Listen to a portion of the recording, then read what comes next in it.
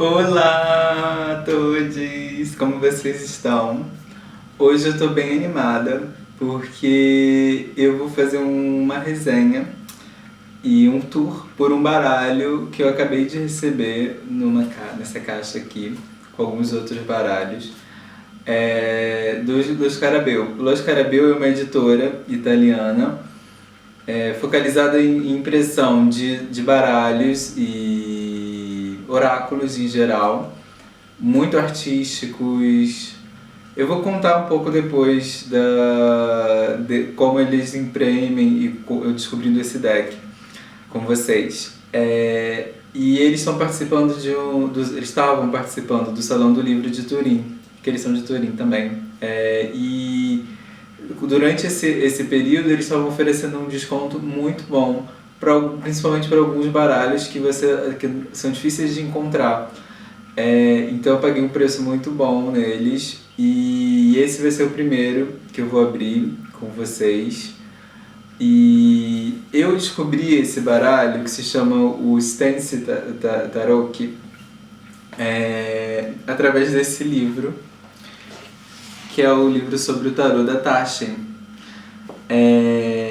que é um livro que traz muito conteúdo imagético sobre o tarot e muitos baralhos, muitas referências de a evolução dos arcanos, principalmente no século XX e século XXI, nos últimos anos também, com a popularização do tarot. E esse baralho que a gente vai descobrir hoje, ele aparece logo na introdução, como um dos baralhos históricos, um dos primeiros decks que tem. Ela fala aqui, ó, a autora, o Stance, 1400, por aí, eles não sabem exatamente a data.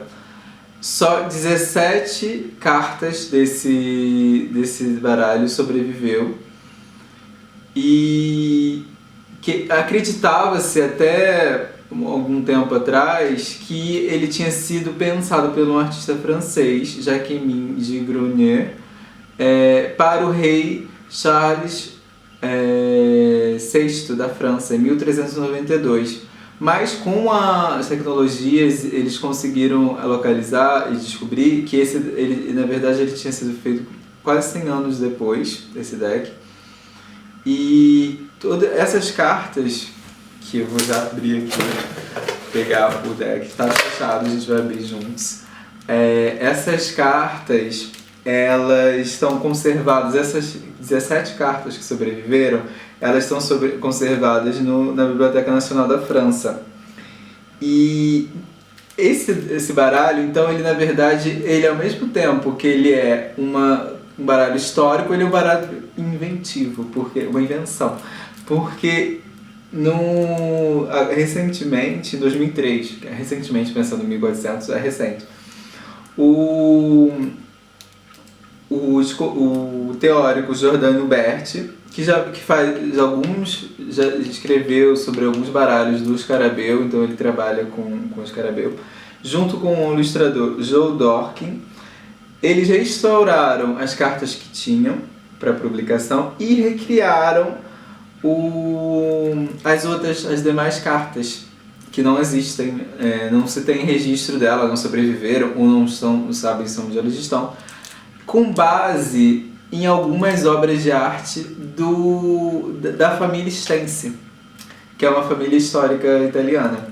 Então, esse baralho tem esse fator interessante, que ao mesmo tempo ele é um baralho antigo, ao mesmo tempo ele é um baralho contemporâneo.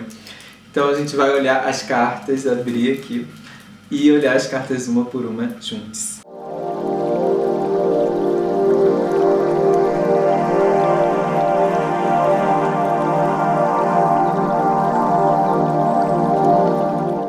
Então, ele vem nessa caixa, né? Não é muito grande. E no plástico. E que a gente vai abrir com essa faquinha, com a ajuda de uma faca. Ui.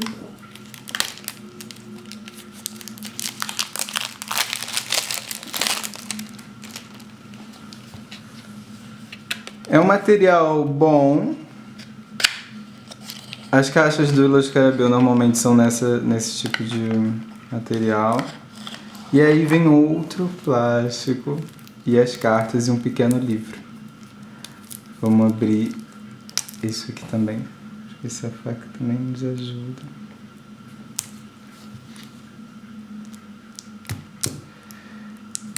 Eu tenho muito medo nessas horas de estragar as cartas, de fazer alguma coisa, porque é tudo muito delicado, né? Um monte de plástico, o mundo poderia estar sem esse plástico, né? Ecologia que chama. E aí vem assim, vem uma carta extra que tem até o fundo atrás. Essa é a parte de trás do baralho. E tem aqui The Golden Dawn, The Golden Tarot of Renaissance, il Tarot Dorato del Rinascimento, il Tarot Dorato del Rinascimento. Várias línguas. Os Carabel normalmente imprimem várias línguas também. Tem aqui, a gente vai ver. E vem um pequeno livro. Vamos vê-lo. Um pequeno livro branco. E deixa eu ver o que tem. Conta um pouco a apresentação. Tem em inglês, italiano, espanhol, francês e alemão. Alguns baralhos do Los Carabel, eles vêm impressos também o texto em português. Não é o caso desse, não sei porquê. Preconceito. E aí ele fala que só, como eu tinha falado, só 17 cartas sobreviveram. Ele era conhecido antes como Charles VI. Ele foi feito em Ferrara, 1470. Ferrara é onde tem a vila, o palácio da família Stenci, que se basearam os restos, as outras cartas. E esse tarô ele é posterior ao tarô Visconti, que é conhecido como um dos mais antigos, o mais antigo do mundo. Ele não era usado para divinação antigamente aqui. Era usado como um livro, como se fosse para ser admirado mesmo. E aí conta aqui a história das outras cartas e Palácio Esquifanoia, que é o palácio que tem as outras cartas, que eu recomendo muito ir, porque é muito bonito. Eu fui há uns anos atrás, tive a oportunidade. E aí depois no livro ele só dá aqui ele fala um pouco sobre como usar as casas essa leitura aqui. Nos Carabel normalmente eles trazem uma tiragem recomendada pro baralho. E aí aqui tem explicando o que cada casa da tiragem significa. E aí uma coisa que eu não gosto dos baralhos dos Carabel é que normalmente não tem muita informação sobre a imagem. Só para quando eles falam sobre as cartas, eles falam mais sobre o significado das palavras-chave, que são úteis e são importantes também. Mas falta um pouco. Aí aqui já passa em italiano. Então vamos às cartas. Vamos às cartas, meninas. Vamos começar. Aí aqui vem uma outra carta extra. Normalmente vem 2 cartas. Algumas pessoas usam para bloquear o tarô, para fazer que ele fique meio que protegido, a energia dele concentrada. Então usam as cartas extras para isso. Outras pessoas usam como marcador de texto. Eu algumas vezes uso guardo essas cartas, não uso elas com algum motivo, não. E aí aqui fala outros baralhos que o Los Carabel editou com esse mesmo acabamento dourado. Esse do Botticelli e o do Clint eu também tenho, o Visconti ainda não tenho. Depois eu posso mostrar os outros, se vocês quiserem. Peçam aí no vídeo a descrição. E aí vamos lá, começando. Então, ele aqui começa com a última carta. Vamos ver aqui a ordem que tá. É porque eu não olhei. Então está ao contrário. Vamos fazer ao contrário, começando assim. Isso é uma boa. Porque aí vamos respeitar aqui como eles o colocaram. Eles colocaram aqui como a primeira o naipe de copas. Vamos lá, então, pelo naipe de copas. Esse é o Ás. É lindo esse cavalo, né? E essa é uma das cartas criadas a partir do palácio. E é diferente do habitual, assim, ver um cavalo no Ás.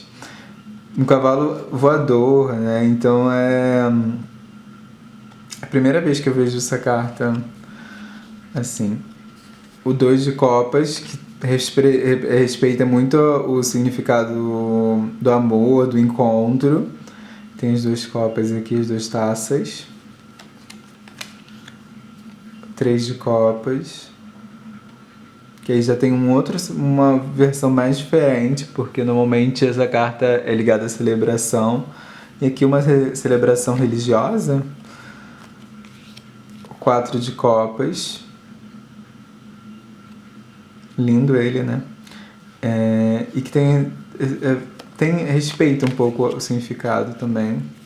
5 de copas. Adorei ela coberta de folhas. 6 de copas.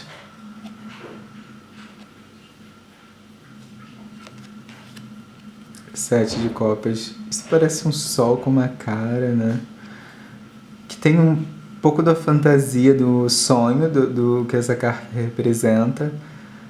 Tem um mistério. Eu gosto desse mistério que essa carta tem. 8 de copas. Aqui a mulher grávida com um filho. 9 de copas. E o 10 de copas. Que lindo esse bode. E aí vocês veem que tem esse fundo dourado, né? A carta ela é meio refletente. Não sei se dá... Deixa eu focar mais perto. Ai, não tá. Fica melhor assim. Acho que dá pra ver aqui. Que tem esse fundo que reflete assim, bem dourado, bem barroco, bem riqueza dessa época. E aí o Cavaleiro de Copas... As cartas da corte, né? Chegamos na carta das cortes. A Rainha de Copas. O Rei de Copas. Meio triste, né, ele? Chegamos ao naipe de ouros com Ás de ouros. Gente, os Ás estão maravilhosos. Eu amei essa mão com essa moeda, brasão, pêndulo. E essa pessoa aqui, assim, tipo, se surpreendendo com... Parece que o mundo tá caindo, assim, alguma coisa do céu. Incrível, incrível. 2 de ouros. Que tem a ideia do equilíbrio, mas tem um ar de... uma cumplicidade, um encontro aqui dessas mãos que eu achei bem interessante. Que tem o infinito que normalmente tem nessa carta.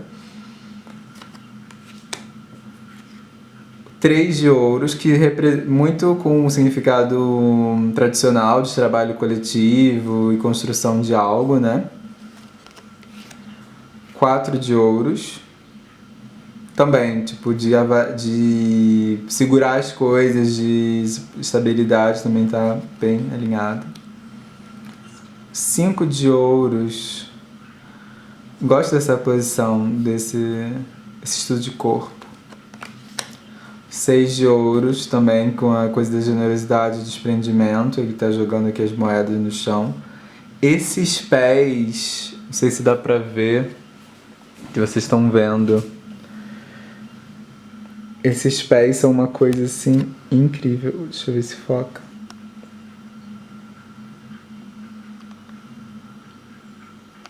Não, aqui, mas acho que dá pra ver. Tem uns pés meio garras. Eu amei isso aqui. Tem muito a ver com o meu trabalho artístico. Esses detalhes. É muito bom isso, essa carta. Eu adorei. O 7 de ouros. Também tem essa ideia, né, de dar. Mas essa carta também tem uma coisa da arquitetura aqui. Adorei. O 8 de ouros. Esse gramado, gente. E esse serzinho aqui. Que não dá pra saber o que é. Tem um dragão. Eu amo esse universo mágico da Renascimento, que traz uma coisa meio pagã, mas ao mesmo tempo Renascimento mesmo. E deu uma balançada na câmera. E aí o 9 de ouros. Festa. E o 10 de ouros. Eles nos 10, eles estão trazendo uns animais, assim. Eu gostei muito disso. Dessas representações dos animais. O pajem de ouros. Tá meio que reconstruindo um corpo do esqueleto. Descobrindo o corpo. Tem a ver com essa carta, com a descoberta da matéria. O cavaleiro de ouros, que são 2. Interessante.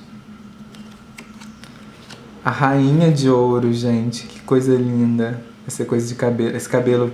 Se as pessoas usassem hoje, muita gente consideraria elas vanguardistas e loucas. E olha isso, né? Uma rainha usava esse tipo de cabelo naquela época.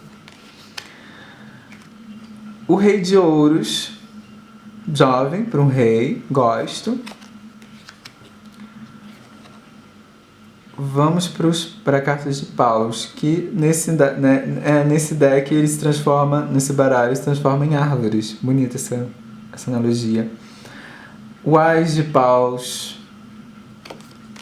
2 de paus. Gente, é uma pessoa meio flagelada, meio castrada, que os testículos dela aqui sangrando e uma cara meio de blazer com tudo isso. Será que ele se autoflagelou? No livrinho não tem explicação, mas tem essa flagelo aqui. Babado, que vou tentar encontrar a imagem que ele se baseou. Será que era uma pessoa trans já nesse período?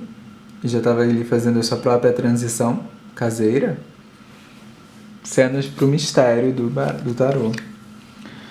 Que isso eu vou usar com certeza nas minhas leituras com esse baralho. Porque cada baralho, né, ele vai dar um ar, uma atmosfera, imagens para consultas, né? E aí o 3 de paus, costureiras. 4 de paus. 5 de paus com essa garça e essa andorinha juntos. Em amor, briga. O 5 tem um conflito, né? Então acho que é mais pro conflito. E ele só olhando tudo isso. 6 de paus. Que linda com essas plantas e esse detalhe aqui. 7 de paus. 8 de paus. 9. Adorei os touros. 10 de paus, que esse 10 não tem um animal. Então, assim, esse baralho, ele não tem, tipo, um padrão. Dá pra perceber que tem ele é bem variado. Claro, mantendo a estética renascentista. O pajem de paus. O cavaleiro de paus, dessa vez um só, solitário. A rainha de paus. Gosto que ela é uma rainha guerreira, com esse escudo, né? Que é bem energia de paus, do desejo, da vontade que impulsiona. O rei de paus. As de espadas. Vamos ao naipe de espadas agora. O último naipe, antes dos nossos arcanos maiores, nossos queridos arcanos maiores. E aí, o As de espadas. Justiça tem escrito aqui. 2 de paus. 2 de paus, 2 de espadas. Desculpa, gente. Lindo isso, porque esse jogo aqui das espadas no chão, como se não vamos falar, vamos conversar, e os conflitos vamos deixar ainda em stand-by. Gostei dessa iconografia. O 3 de espadas, que tem a violência do 3 de espadas tradicional ali na árvore, mas ao mesmo tempo não é uma imagem de horror, assim. Então ele tem esse guerreiro com esses arcos flash, com esse arco flash. Então eu gostei. 4 de espadas. É confuso, né? Isso aqui atrás, no fundo. Parece que tem uma pessoa atrás. Será que tem uma pessoa ali sarrando essa pessoa? Não dá pra entender. Ah, se é parte da roupa. Acho que é tipo a capa. Estranho isso. 5 de espadas. Que normalmente tem uma ruptura, uma luta, assim, tradicionalmente, mais que normalmente. Que aqui não tem. Eles estão de boa. Gostei. 6 de espadas, esse já segue uma coisa mais tradicional, uma iconografia mais tradicional da passagem, da viagem. Adorei, que é essa viagem através das nuvens, a guerra rolando e eles ali meio amantes, que é o 6 da carta dos amantes também, voando, maravilhosos nas nuvens e daí que tem a guerra. 7 de espadas.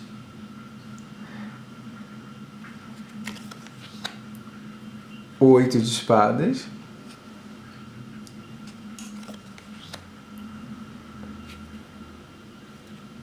9 de espadas. Incrível, incrível. A pessoa aqui sem cabeça. A ansiedade da carta, o desespero total.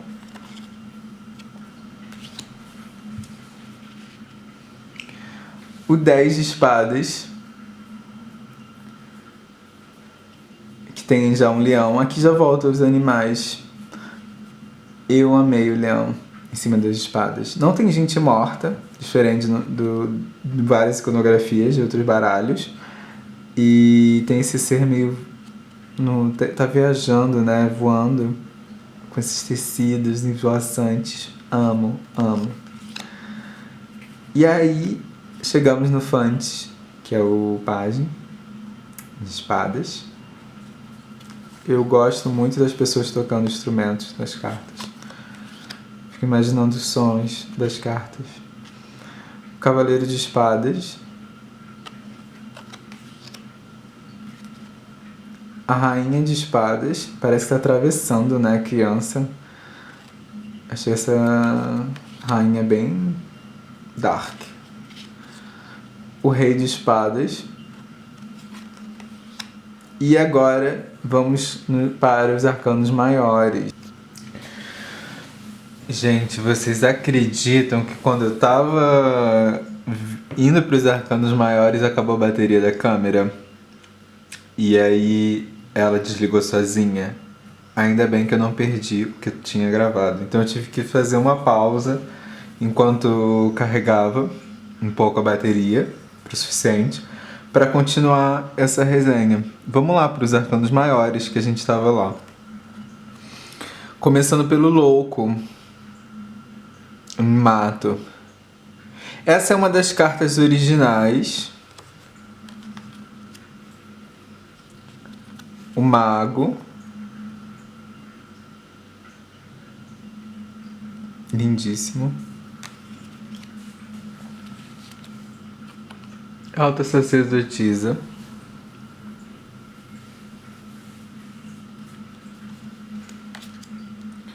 Imperatriz.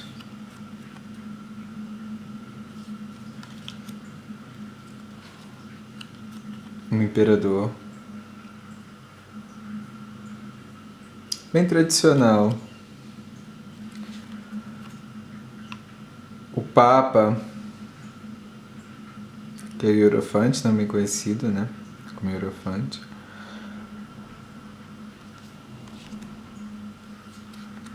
Os amantes, lovers.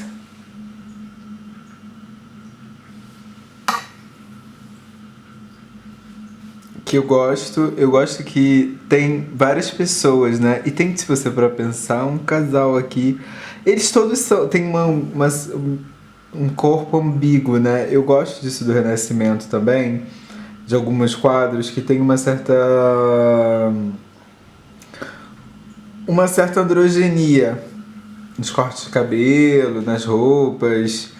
Então esses amantes já quebram um pouco do esperado do casal hétero cis. O carro, a carruagem.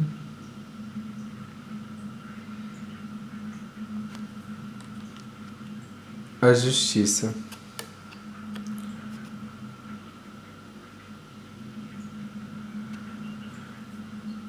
Então, se vocês reparem, a justiça está no 8, como antigamente, antes da interferência do Edward Waite, que mudou a ordem, a Golden Dawn mudou a ordem, eles respeitam a ordem original. O Eremita, essa carta do Eremita era uma das cartas que me atraiu a esse baralho também. Eu amo ele segurando esse instrumento de medição do tempo. Tem muito da paciência do Eremita. A roda da fortuna. Eu também me atraí muito por essa pessoa meio jumentos daqui, dá pra ver. E meio burro, meio... Eu gostei desse também. A força, também uma das cartas originais, ela quebrando essa coluna, pra mim é incrível, porque é essa força da mulher que quebra a estrutura, que não é o significado mais esperado, mais dado essa carta. Normalmente uma pessoa com um animal meio que controlando, apaziguando, em paz com o lado animal, e aqui é com essa coluna. Eu amo de paixão essa representação. Um enforcado, pendurado, que aqui ele tá com as moedas dele dentro da bolsa, não estão caindo como no baralho de Marsella ou em outros baralhos. Então ele tá ali firme e forte segurando as moedas. E a morte, gente, meu Deus, minha deusa, meus deuses, essa morte eu amo. Eu sou louca por essa morte, porque eu gosto da ideia da morte em movimento, da morte decidida, e dela em cima do cavalo, assim. E não tem rei e papa que enfrente ela. Ela é imbatível. Todos aqui mortos. Meio mortos, né? Com os olhos meio abertos, mas mortos. Uma coisa que eu não tinha comentado ainda nesse baralho é que algumas das imagens, elas têm alguns detalhes que saem da moldura. Eu gostei muito disso. Eu acho que é um ponto a favor desse baralho, assim, de originalidade, esse design. Além desse dourado, que eu acho sempre lindo nessas edições do Scarabeu, e a textura dele é bem confortável, não é uma coisa que incomoda você passar a mão, nem nada do tipo. Então é bem interessante aqui que a morte ela sai aqui, como também o vaso da temperança.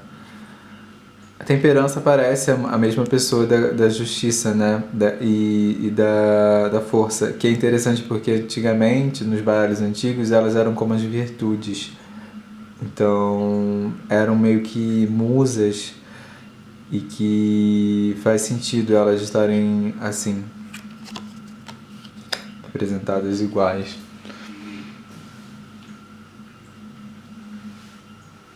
Estamos chegando no Diabo, que é uma carta criada. As cartas do Diabo nesses baralhos renascentistas, eles se perderam.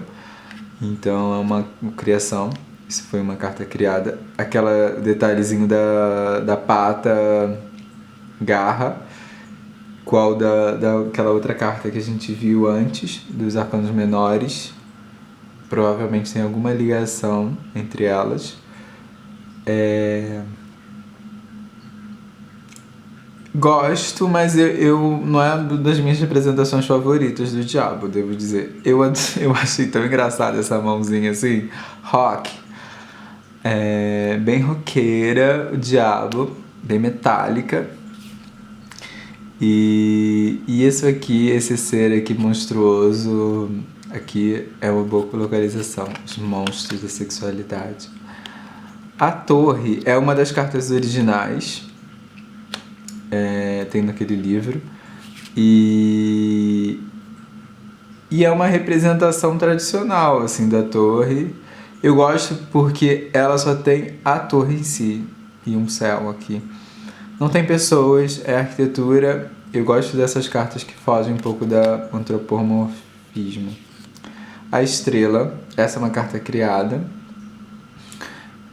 pelo Giordano Berti, pelo artista, e é como uma Vênus, né? Eu acho que no baralho do Botticelli, eu acho que ela vem como a Vênus. Depois eu vou verificar.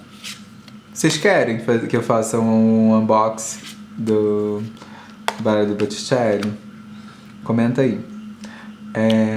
A Lua é bem diferente do que a gente, dos baralhos assim mais populares, que não tem os animais e a iconografia é diferente. Essa é uma das cartas originais. E eu acho muito interessante como traz o sentido da medição pelo céu, o céu como um guia, a lua como uma guia, que é um significado que existe na carta da lua, mas que nem sempre está na imagem, e que aqui está em evidência, é o foco. E o sonho como apontamento, eu achei maravilhoso. O julgamento. Gente, e o sol? O sol vai vir aqui ainda. Naquela hora que eu tava me confundindo de quando eu ia começar, eu troquei aqui a ordem, foi mal. O sol, gente. Eu já não gostei tanto dessa figura quanto eu gostei dessa da lua. Dá pra ver a ligação, né? Tipo, a relação do céu, que faz a mesma abóbora, o fundo aqui. Eu não sei, tenho certeza se essa é uma das cartas originais. Aqui no livro não tem, eu acho. Quais são originais e... Não diz. Mas... Eu gosto do sol aqui, mas a pessoa assim... Não achei nada demais. O julgamento, que é uma das minhas cartas mais chamativas pra mim, mais evocativas. Aqui é bem do que já se sabe, assim, das pessoas saindo das tumbas e os anjos cantando. É bem tradicional. E a carta do mundo, que saiu agora ao contrário. O mundo, que eu gosto disso. Que é como uma janela. Bem renascentista isso, né? Da janela do quadro, da carta, né, no caso, como uma janela para o mundo. E essa parece uma das cartas também que apareceu, né, uma das virtudes, como ela em cima, como ela... Gostei dela nas nuvens também. E é isso, gente. Aqui a carta da lua, continua. Vimos todas as cartas. O baralho, o tamanho, eu tinha pego aqui para comparar, ele é do mesmo tamanho de um baralho de outro tradicional, que esse é do Rider-Waite e da Pamela Smith. E esse também é uma edição do Scarabeu. E os nomes, né, o nome da carta e as informações sobre ela ficam aqui do lado, nas línguas, né, em italiano, em inglês, alemão, espanhol e francês. E o número fica assim. Eu acho que o texto assim nessa é meio confuso, né, porque a imagem é assim e o texto fica numa outra direção. Mas pelo menos não é uma coisa muito chamativa, como aqui, às vezes, tipo, Pentacles. Tem toda essa outra moldura que é mais branca, mais chamativa. Eu gosto desse tomzinho, assim, bem assim, amarelo, bem delicado. E... o que mais? O papel em si, ele é muito bom. Essa é a parte de trás, né? Tava falando. E é isso, gente. Eu espero que vocês tenham gostado desse vídeo. Deem um like, comentem se vocês gostaram, se vocês não gostaram, qualquer crítica. E eu espero encontrar vocês em breve. Um beijo.